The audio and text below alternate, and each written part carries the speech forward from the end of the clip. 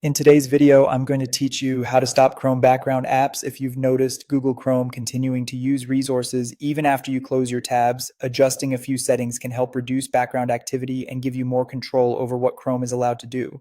In this walkthrough, I'll show you exactly where to go and what to change so Chrome stops certain sites from continuing to send or receive data in the background.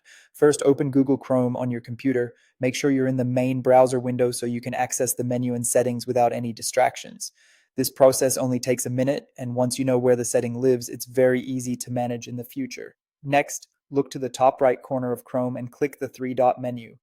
From that drop-down, choose Settings. This will open Chrome's Settings page, where most browser permissions and behavior controls are stored. If you've never explored this area before, don't worry, we're only going into one specific section. Once you're in Settings, go to Privacy and Security, and then select Site Settings. This is where Chrome lets you manage how websites behave, including what they're allowed to access and what they can continue doing behind the scenes.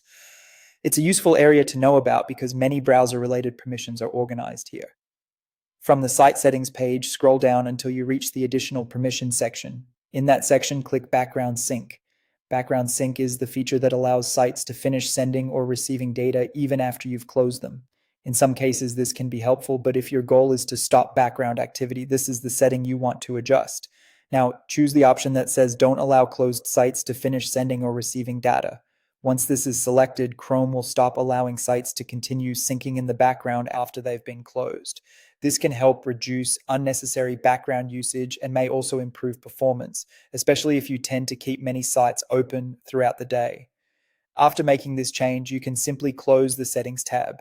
Chrome should remember the setting automatically, so there's no need to save anything manually.